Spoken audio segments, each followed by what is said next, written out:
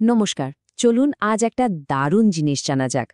Information বা তথ্য পাঠানোর যে একটা আল্টিমেট স্পিড লিমিট আছে সেটা নিয়ে কথা বলা যাক।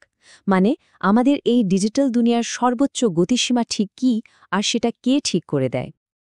এই ব্যাপারটা আমাদের সবারই চেনা, তাই না?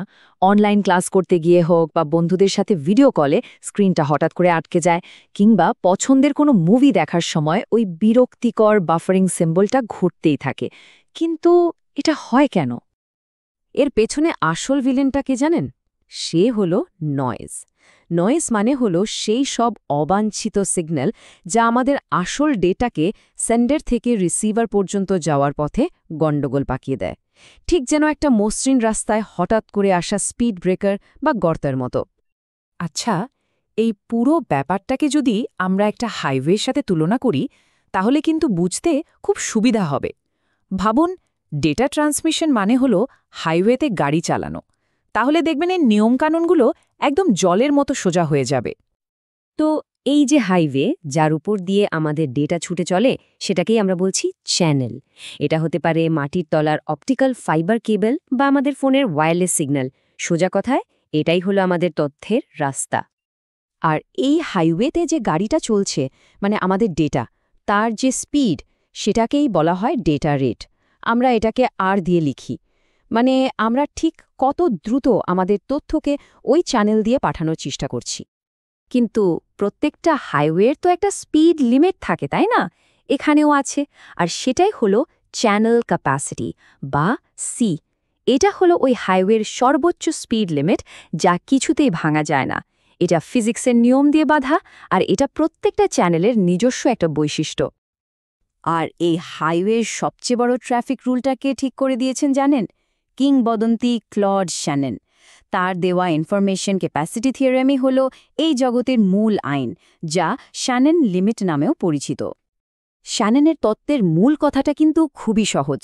উনি বলেছেন, যদি আপনার গাড়ির স্পিড মানে ডেটা রেট আর হাইওয়ের স্পিড লিমিট মানে ক্যাপাসিটি সি এর থেকে কম থাকে, তাহলে জার্নিটা হবে একদম মসৃণ, প্রায় কোনো ভুল ছাড়াই ডেটা পৌঁছে যাবে।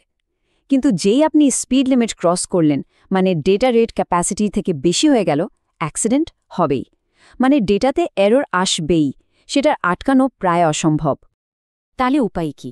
রাস্তা খারাপ হলে কি আমরা গাড়ি চালানো বন্ধ করে দিই? না তো। ইঞ্জিনিয়াররা এর একটা দারুণ সমাধান বের করেছেন, যার নাম চ্যানেল কোডিং। এটা অনেকটা একটা স্পেশাল গাড়ি বানানোর মতো, যার শক অ্যাবজর্বার এতটাই ভালো যে রাস্তার ছোটখাটো গর্ত বা নয়েজকে সে পাত্তাই দেয় না। ডেটার সাথে কিছু অতিরিক্ত বুদ্ধিদীপ্ত তথ্যর জুড়ে দিয়ে এই কাজটা করা হয়। এই কোডিংই হলো আমাদের ম্যাজিক টুল। তাহলে এবার বলুন তো, ডেটাকে ভুল ছাড়া পাঠাতে হলে ডেটা রেট চ্যানেল ক্যাপাসিটির থেকে বেশি হতে হবে নাকি কম? চলুন একটা ছোট্ট গল্প দিয়ে একটা বিশেষ ধরনের নয়েজি চ্যানেলকে বুঝি। এই উদাহরণটা শোনার পর পুরো ব্যাপারটা একদম পরিষ্কার হয়ে যাবে, আমি নিশ্চিত।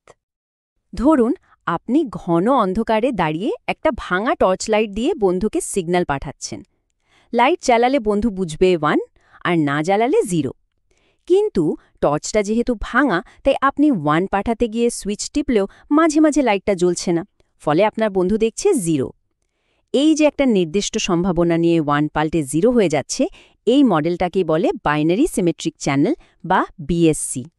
এই ধরনের বাইনারি সিমেট্রিক চ্যানেলের ক্যাপাসিটি মাপার একটা ফর্মুলা আছে, C=1 - h(p).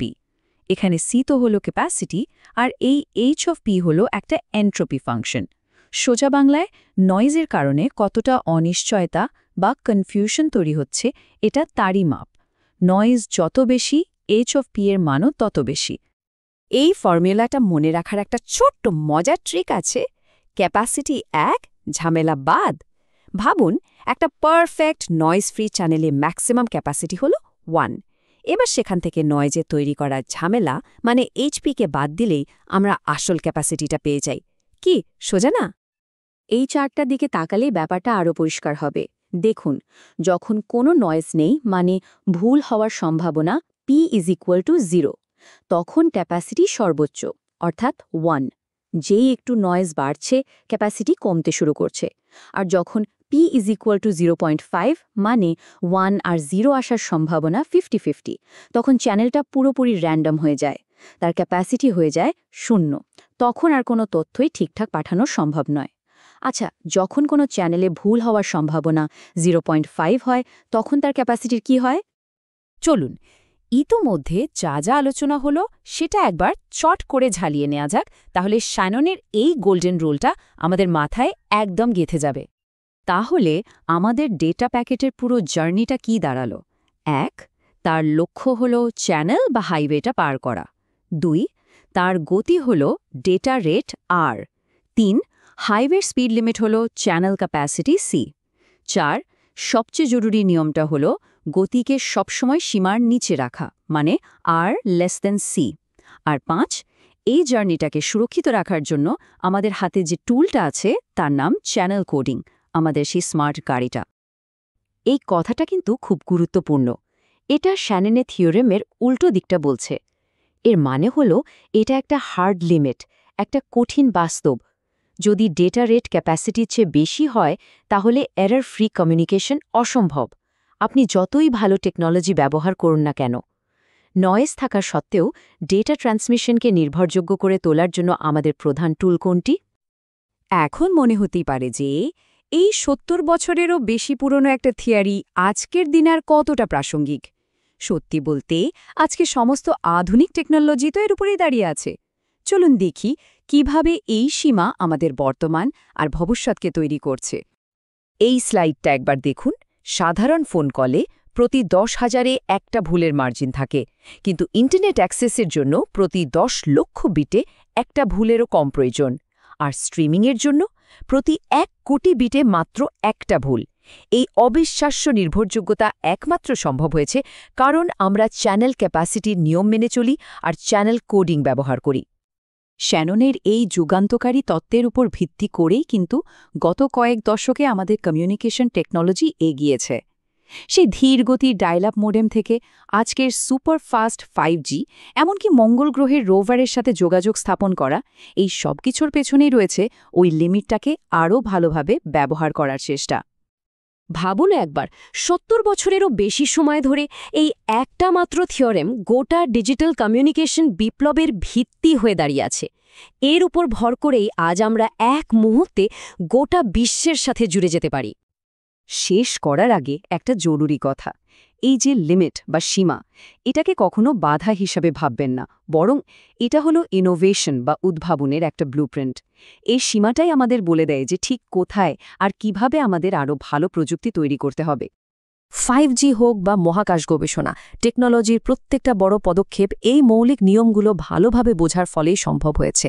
আজকের ক্লাসরুমের এই থিওরি আগামী দিনের পৃথিবী বদলানো আবিষ্কারের জন্ম দেয়। তাই প্রশ্নটা হলো, এই জ্ঞানকে কাজে লাগিয়ে আগামী দিনে আমরা যোগাযোগের কোন নতুন সীমা জয় করতে পারি? ভাবার বিষয়, কারণ সেই ভবিষ্যৎটা তো আপনাদেরই হাতে।